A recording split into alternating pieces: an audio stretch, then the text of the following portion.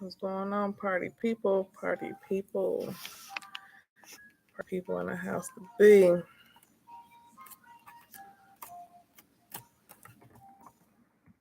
4 hour. So I am going to try to type on here to kind of help everybody with what I'm saying, just to kind of process it a little bit better.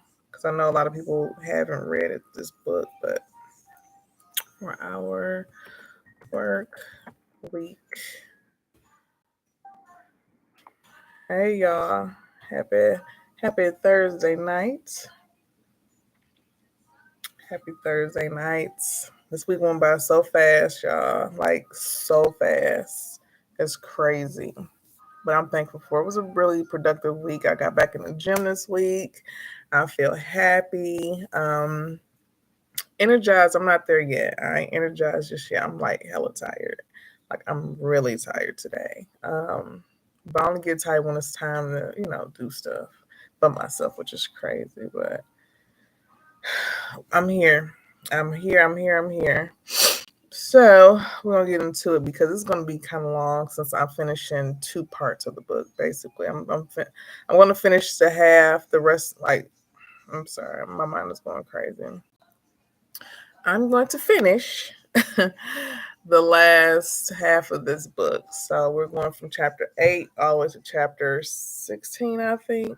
But I'm gonna definitely try to summarize it as much as possible. Get to like the really good parts, so that I'm not on here for too long, right? All right. So again, go to my notes. Anybody on Zoom? I'm still here. I'm just on my notes. We're about to get it popping. All right. 4 hour work week, right? Chapter 8. This is outsourcing life, offloading the rest, and a taste of the geo arbitrage. Right, a mouthful.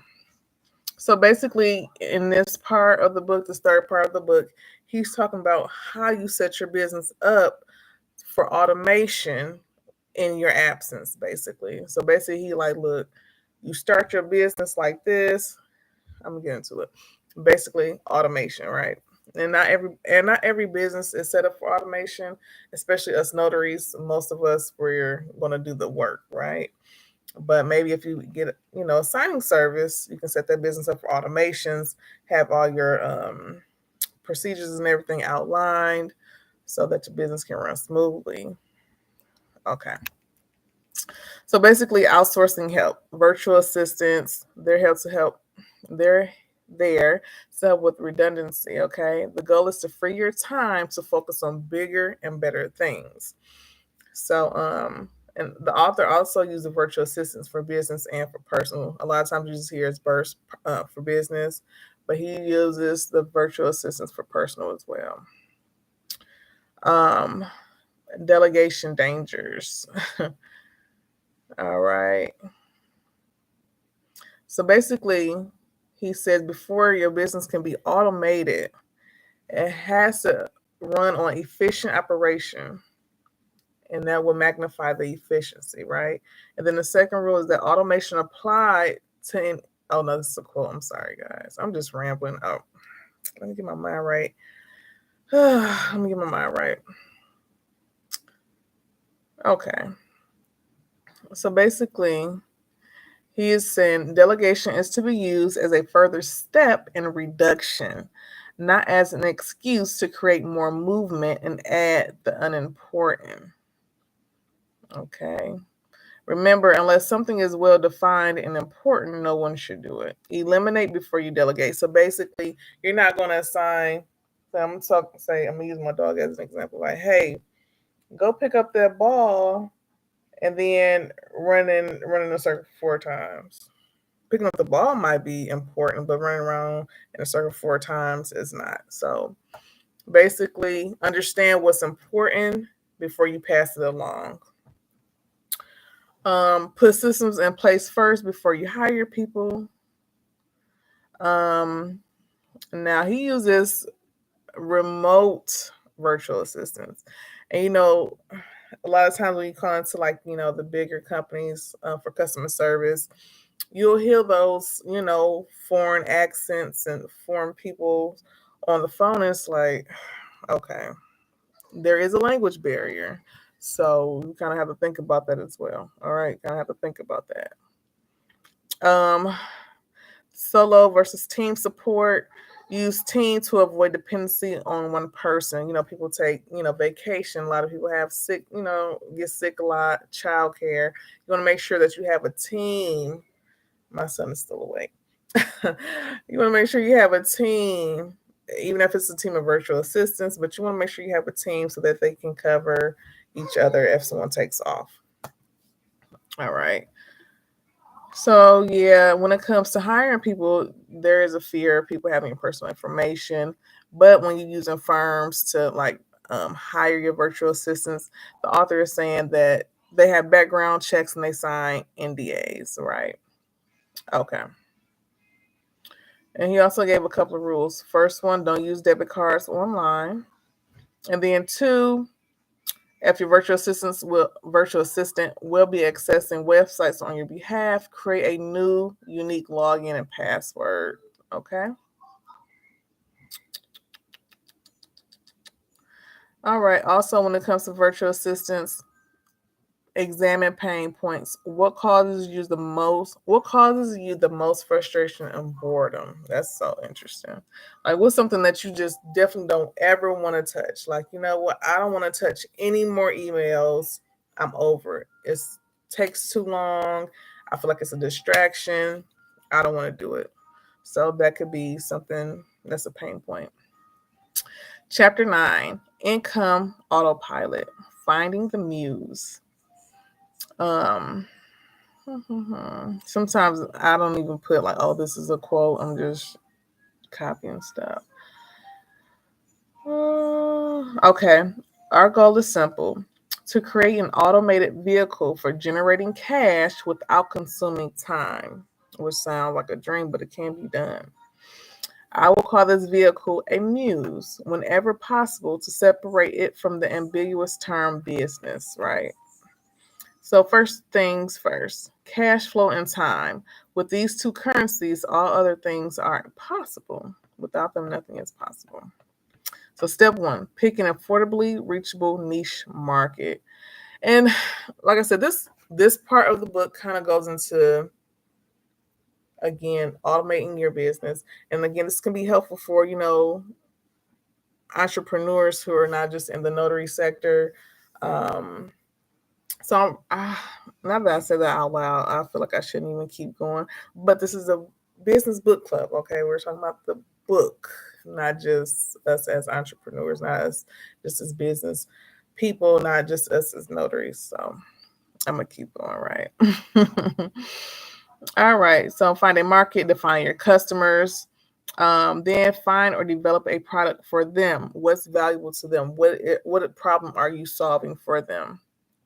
All right. And so he says, be a member of your target market and don't speculate what others need or will be willing to buy. So basically, if I'm a notary, I don't want to develop, let's say, lamps. Like, I'm not in that sector. Like, I don't know anything about lamps. I don't know anything about different types of light bulbs. So I will not want to develop a product because it makes no sense. Like, I don't understand it. I don't get it. So he's basically saying, develop a product that you know, that you understand, that you can actually market. Oh, excuse me. Excuse me. All right. Okay, so he was saying, what social industry and professional groups do you belong to, have you belonged to, or do you understand, right? And then number two, which of the groups you have identified have their own magazines? So he's saying, if you're in a niche of bicycles, find the bicycles magazines and kind of dig deeper and further into that niche. Step two, brainstorm products, not investigate, just brainstorm the product. All right, the main benefit of your product should be explainable in one sentence or phrase. It should cost the customer $50 to $200. It should take no more than 3 to 4 weeks to manufacture, so you can give it out to so you can have that product to the client as soon as possible. It should be fully explainable in a good online FAQ. Okay. So answers and questions for the product. And that will help too with the virtual assistants and like customer service reps so that they don't have to bother you. They already know all the answers. You already given them all the questions and answers. Boom. Right. I said number 10. Chapter 10, Income Autopilot 2. You're testing the Muse. So step 3 is micro test your products. Micro testing involves using inexpensive advertisement to test consumer response to a product prior to manufacturing. And so he uses, besting the competition with Google, SEO, testing the advertisement, and you can do that, of course. With, I know one of the examples was, here, get you a chair. Get you a chair. No. Please don't turn that light off. It's helping mommy. So one of the examples he uses using 2 different advertisements for that one product and just seeing which one works the best and which doesn't. All right, chapter 11, Income Autopilot 3, Management by Absence. Once you have a product that sells, it's time to design a self-correcting business architecture that runs itself. So again, you're putting everything into place. Okay, you have your questions, you have your answers to those questions. You already gave the okay to your team. Basically, you know which marketing strategies kind of work for that product. And now it's time to say, okay, if I remove myself and we put this product out, let's see what happens. Let's see if it can actually run itself. But now the author is going to talk about the when and how. The system is the solution, basically. So the system has to work for that automation to work. Can you turn the light back on, please? Please. Okay.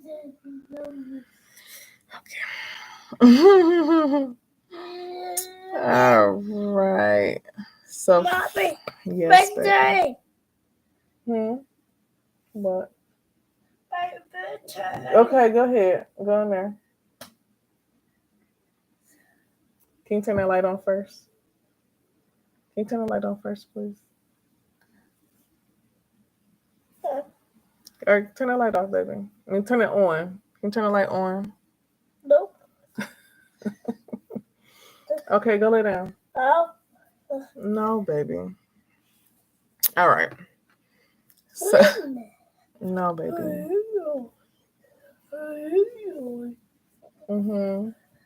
Or you can go lay down. Go lay down. Here. All right, go lay down. Okay, we'll be right back. Come on. Don't step on Mo. Don't step on. Go ahead. Come on.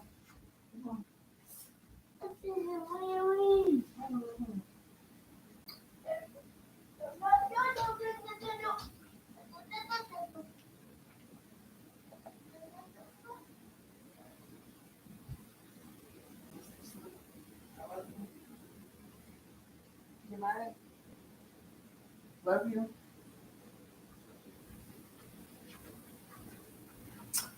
All right. Oh, I haven't seen me. All right. Well, we'll see about taking that out. All right. Let's see. My bad, party people. My bad. All right. So basically, we're going to replace yourself. And this requires minimizing your decision-making responsibilities. So again, you already passed everything off. Phase 1, 0 to 50, total units of product shipped. So this is the part you do it all yourself. You take the customer's call to determine common questions that you will answer later in the online FAQ. Because again, when you hire teams, you need to make sure that you have the capital to pay them. And starting off you might not always have that capital. So again, you're going to start off doing it yourself, answer questions, track it down.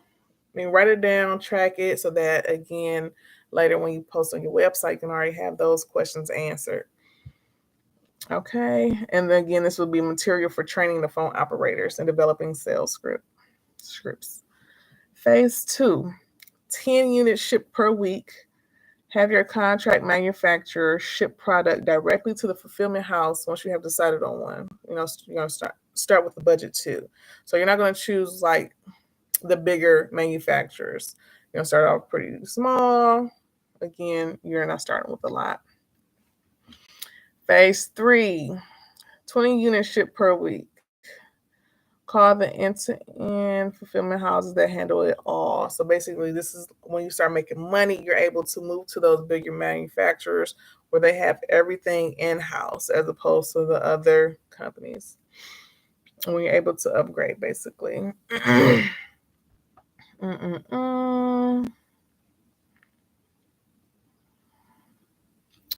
Okay. So he calls this one the art of undecision. Fewer options equal more revenue. So basically, the more options you offer the customer, the more indecision you create and the fewer orders you receive. It is a disservice all around. So, and he gave a pretty good example in the book. Again, read the book, rent it from the library. You don't have to buy every book that I read unless you just want to support your girl. I appreciate it, but this is how I cut costs too, right? But basically, he was saying he gave like a car commercial example, and just saying like most of the company, I think it was like Ford. I want to say it was a Ford, but anyway, when you present it in black, that's it. He said he sold more when he started doing all the different colors. It was just it didn't work out. All right, step 4. This oh shoot, what? That don't make sense. Chapter 12. I'm like, well, that don't make sense. All right, so this is like the last part of the book. I'm already at 17 minutes. I'm gonna have to cut this video down somewhere, so just bear with me. So L is for liberation. Chapter 12. Let me change that. Chapter 12, Disappearing Act, How to Escape the Office.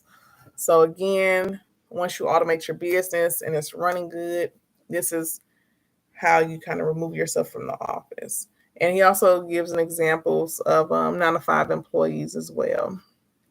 I'm going to talk a little bit about that because there are a lot of us entrepreneurs who still have to work the 9-to-5 to support their businesses starting off. So, all right. So the author gives an example of a 9-to-5 employee. 1, the employee knows he's a value to the company, so you ask the company to invest in him, which equals more value. 2, he tests his boss in the job. He proves that his absence in the office creates more products for the company. Like, hey, when I'm here, I'm distracted a lot. I can't really focus that well. But I noticed when I was at home, I was able to get out a lot more work. So let me do a trial where I take off 2 days out the week and we just kind of see what happens. We'll see how much I can produce, right? And he ends up, an example, the guy ends up, producing even more. So number 3, he writes a bullet point for his boss. Number 4, he has a meeting with his boss, asks for what he wants while starting off pretty small. But again, since productivity increases the more he's out, he's like, look, let me just work 4 days at home. I come in on Friday, get some stuff done, but this is working out. I'm producing more. You're receiving more.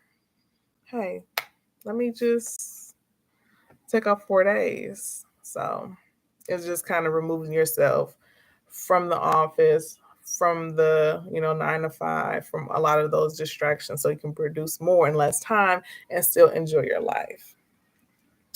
All right, chapter 13, Beyond Repair, Killing Your Job. So being able to quit things that don't work is integral to being a winner. So it's equal to being a winner. Okay. It says, when it comes to quitting a job, there will always be an excuse or issues that may appear, but there are always solutions. Always. So when we think about quitting, we're like, damn, so what I'm gonna do about rent, or what I'm gonna do about childcare, what I'm gonna do about gas, what I'm gonna do about food. It's a lot of things that come into our minds, which, makes sense, but there's always a way for things to work. There's always a solution, especially when you're striving to do something that you want to do, something that's a passion for you. It's going to work out. Why? Because you're going to make it work. All right. So the author says there are two types of mistakes: mistakes of ambition and mistakes of sloth. Ambition, ambition means you did something, and sloth means you did not do anything. So basically, when you're ambitious, at least you're trying. At least you're trying, you're working towards something that you really believe in, that you really want to do. But when you're scared, you ain't gonna try nothing. That fear is pushing you away, quicker. You're scared, you're fearful, you're doubtful. You're letting other people push fear into your dreams. And you ain't even gonna try. You're gonna go through life regretting those decisions that you're not gonna make. I mean that you wanna make, and you just don't. You just don't.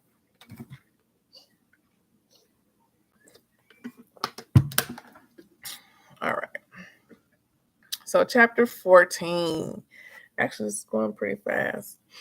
Chapter 14, many retirements, embracing the mobile lifestyle.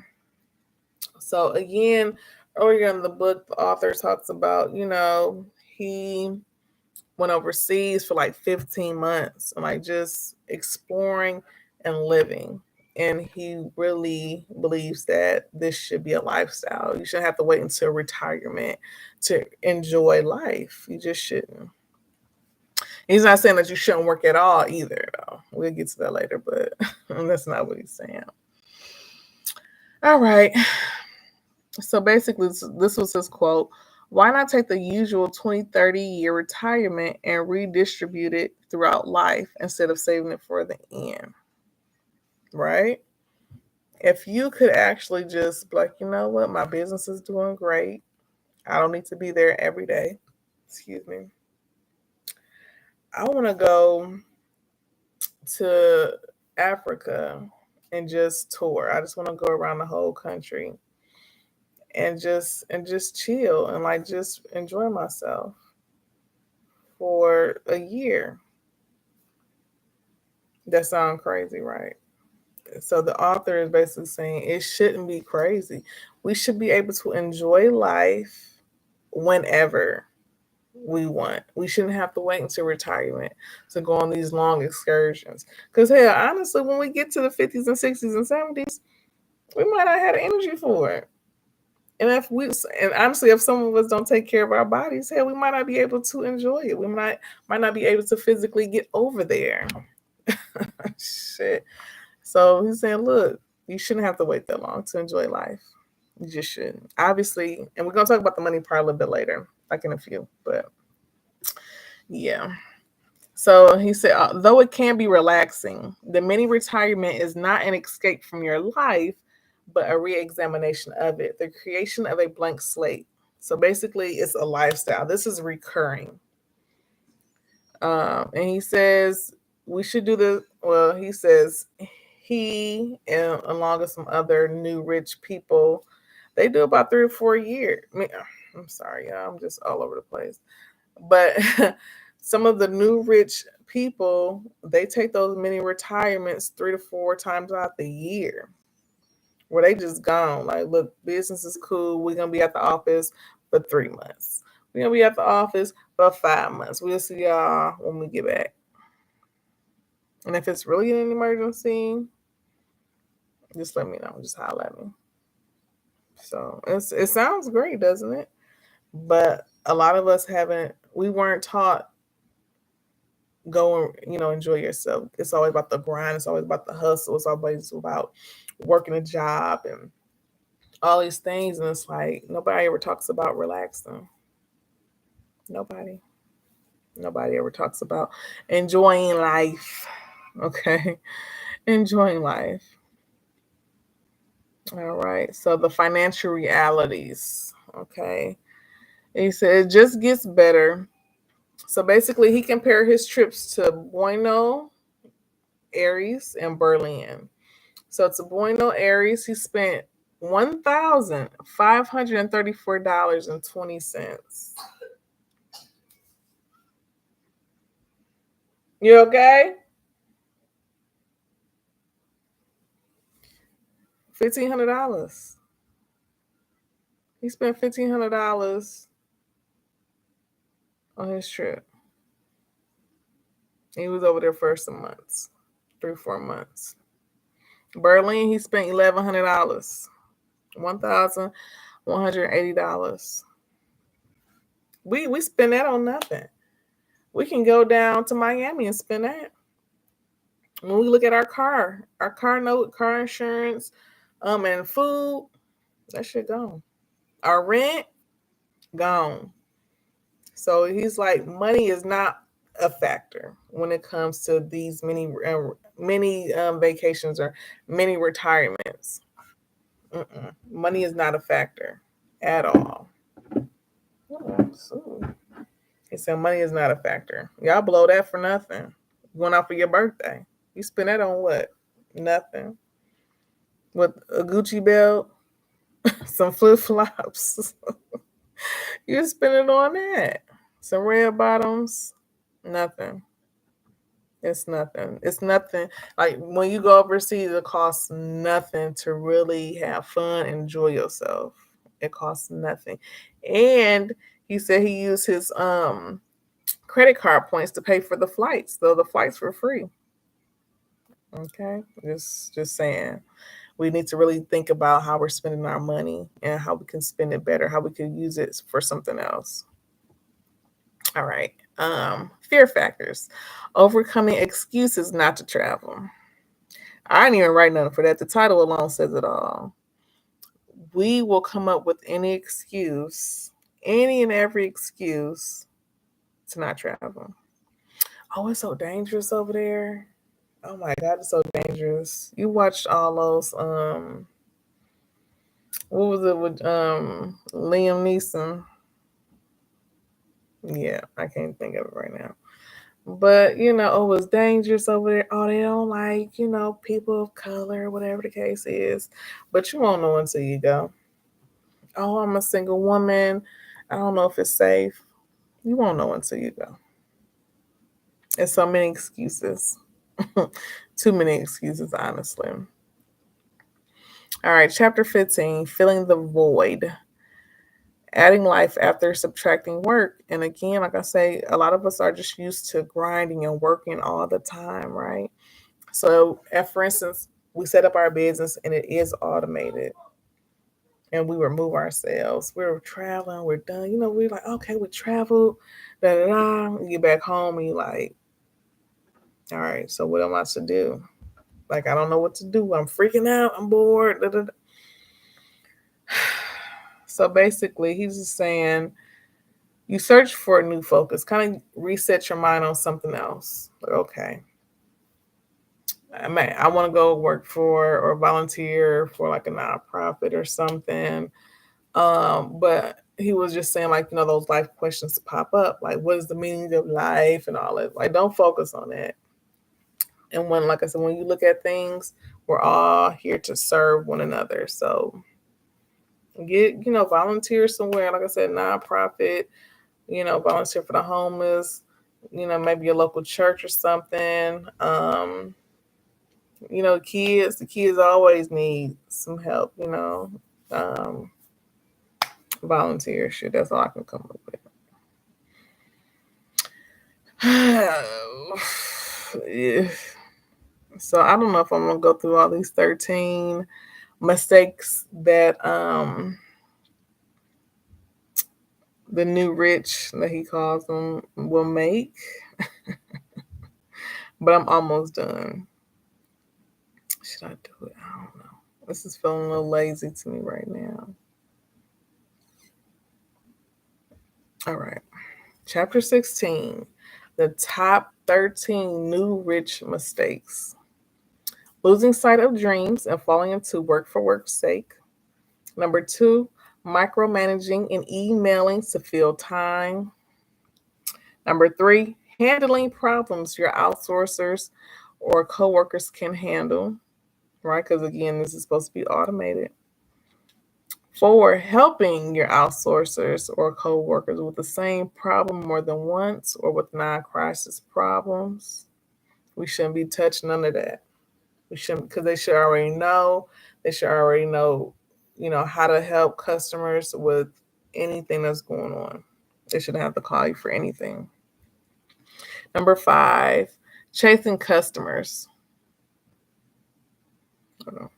Chasing customers when you have sufficient cash flow to finance your non-financial pursuits. You shouldn't be chasing nobody. The business and that, your marketing and all that should work for itself. Number 6, answering emails that will not result in a sale or that can be answered by FAQ or autoresponder. Again, you shouldn't be doing any of this work. When you automate your business, you shouldn't be answering any questions like, You should be removed from that. Number 7, working where you live, sleep, or should relax. Separate those living spaces, if you can, from your business spaces. Number 8, not performing a thorough 80-20 analysis every 2 to 4 weeks for your business and personal life. 80-20, it was a rule he talked about in the book. I didn't really talk about it for real because I didn't really understand it basically. But there is a book on the 80-20 rule, which we might read later this year. Number 9, striving for endless perfection rather than great or simply good enough. You need to. No one should be striving for perfection because no one's perfect. So don't do that. Number 10, blowing small problems out of proportion as an excuse to work. I can see that happening. Like, oh my God, y'all didn't finish this project. I could have just did this myself. No, you couldn't have. That's not the point. If you're going to automate your business, I shouldn't have to come in and do this, and I'm not. That's what I'm paying y'all for, basically. That's the attitude. Not, I'm about to do this myself because y'all just can't get it right. No, I pay y'all to do this. I don't like it. Redo it. I'm not saying like be a horrible boss or nothing, but whatever. Number 11, making non-time sensitive. I'm just reading y'all. Making non-time sensitive issues urgent in order to justify work. So again, just making any excuse or reason to work. That's like we've been trained to just work. Life ain't all work, baby. All right. Number 12, viewing one product, job, or project as the end all and be all of your existence. No, we should not be doing that at all. At all. And number 13, ignoring the social rewards of life. And I'm going to read this whole paragraph from number 13. Surround yourself with smiling, positive people who have absolutely nothing to do with work. Create your muses alone if you must, but do not live your life alone. Do not live your life alone, people. Happiness shared in the form of friendships, and love is happiness multiplied. That was nice. Live life, but also share those happy times with other people. I'm an introvert by nature, but there are definitely times where I just be like, man, I just want to go talk to somebody or I want to have some social interaction. And I think the thing about being an introvert is like, I just don't tolerate anybody in my presence. That's really when it comes down to it. Like a lot of people not genuine, a lot of people not nice. And I don't want just anybody in my presence. I just don't. I have to really like you. I don't want to tolerate people no more in my life. Like I'm getting a little too old for that. I really want to like people and have them in my space. Okay. And so kind of going with that, and I'm going to end it here, guys. This was a poem that the author received from someone, and it's really nice. So hopefully you all can grasp what it's saying. It's called Slow Dance. Have you ever watched kids on a merry-go-round or listened to the rain slapping on the ground? Ever followed a butterfly's erratic flight or gazed at the sun into the fading night? You better slow down. Don't dance so fast. Time is short. The music won't last. Do you run through each day on the fly? When you ask, "How are you?" do you hear the reply? When the day is done, do you lie in your bed with the next 100 chores running through your head? You better slow down. Don't dance so fast. Time is short. The music won't last. Ever told your child, "We'll do it tomorrow," and in your haste, not see his sorrow? Ever lost touch, let a good friendship die, 'cause you never had time to call and say hi? You better slow down. Don't dance so fast. Time is short. The music won't last. When you run so fast to get somewhere, you miss half the fun of getting there. When you worry and hurry through your day, it is like an unopened gift thrown away. Life is not a race. Do take it slower. Hear the music before the song is over. That was nice. That is all. That is it, people. Um, I hope that you kind of enjoyed the last part of this book. Next week, the new book for next week is Think and Grow Rich. This has been coming to me a lot. So we're going to definitely read this, tap into it. I heard this is a really good book. And I hope that you all will be able to, connect with me next week live as opposed to just watching it later. I think it'd be very helpful for not just you, but for me as well. Help me to kind of slow down, get my thoughts together, and not just kind of rush through everything. Because I feel like when I'm rushing through, you all won't get the impact of what I'm asking or what I'm reading. So hopefully you all can catch me live next week and make this a little bit better for me. Because again, this showing up every week is something that's hard for me to do. It's hard for me to be consistent. I've been inconsistent for a lot of my life. I ain't gonna say just my adult life, a lot of my life. And so me showing up here is helping me to, reach a goal of mine, be consistent. And it's also helping me to read more books. I was supposed to, read 100 books for like the past 2 years, and I just haven't. So this is going to help me again reach two goals. So I don't want to be discouraged every week when people don't show up. So I only encourage that you all do. Ask questions, but hey, slow down. I ain't really catch that. I really do. I really hope you all can connect with me every week from here on out. Because I would really appreciate it. Like I said, I don't want to get discouraged and just stop doing it out of the blue. I don't want to do that. So y'all connect with me, subscribe to the channel, share, like, comment, and I will holler at y'all next week. I have a great rest of your week and a great weekend. Y'all be careful out there. I'll see y'all next time. Peace.